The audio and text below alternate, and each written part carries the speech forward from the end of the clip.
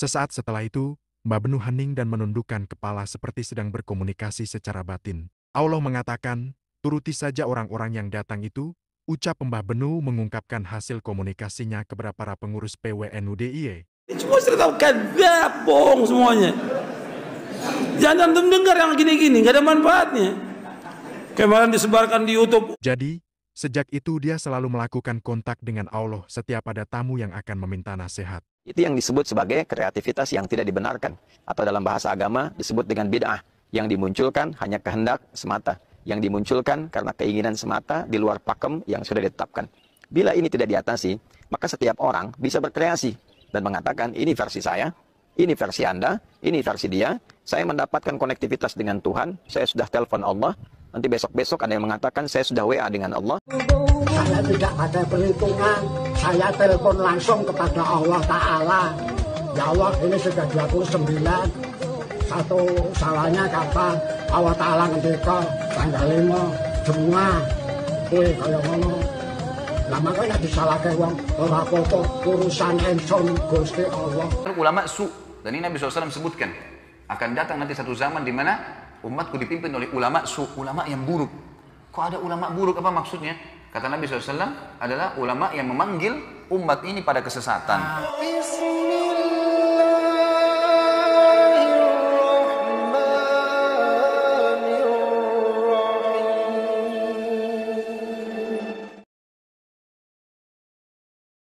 Assalamualaikum kaum muslimin semuanya yang semoga dirahmati oleh Allah.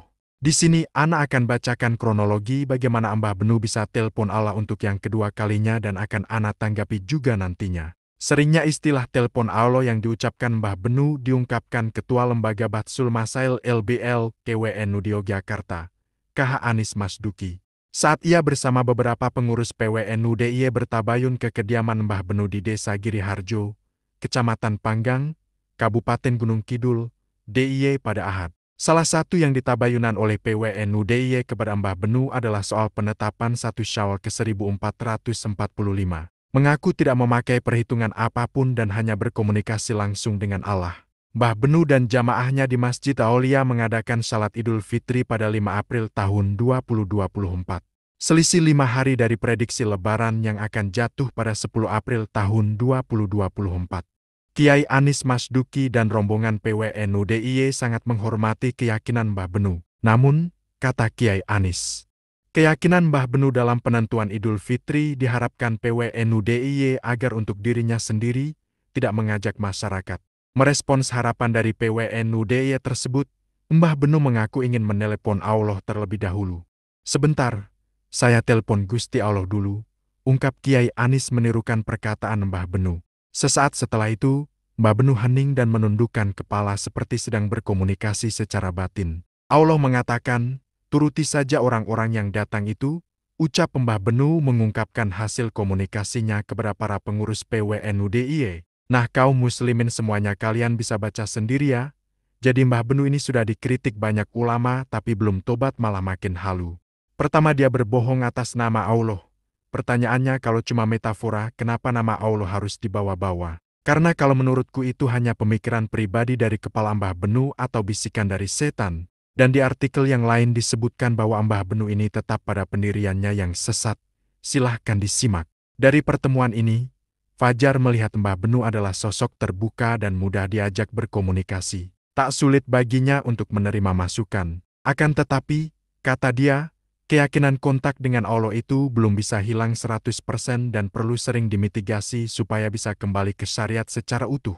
Fajar pun mengungkap alasan Mbah Benu menetapkan awal dan akhir Ramadan hingga selisih 5 hari dari umat Islam lainnya. Berdasarkan pemberitaan sebelumnya, penetapan awal dan akhir Ramadan jemaah aulia itu didasarkan pada kontak batin dengan Allah. Yang mana dia telah mengatakan wusul sampai kepada Allah, kata Fajar. Menurut dia, wusul ilallah atau capaian spiritual menempuh jalan ilahi didapat Mbah Benu ketika ziarah ke makam Syekh Jumadul Kubro tanggal 21 November tahun 2021. Jadi, sejak itu dia selalu melakukan kontak dengan Allah setiap ada tamu yang akan meminta nasihat. Setelah Mbak Ibnu klarifikasi, kita menyimpulkan bahwa ada masalah yang mukhalifus syari tentang masalah wusul atau kontak dengan Allah, ungkapnya. Nah kaum muslimin semuanya, inilah akibat jika kita masuk ke dalam aliran sufi ekstrim. Dan gak heran kalau syariat ditabrak karena bagi mereka makrifat di atas syariat. Makanya kita dalam mendekatkan diri kepada Allah ikut apa yang dicontohkan oleh para nabi dan sahabat.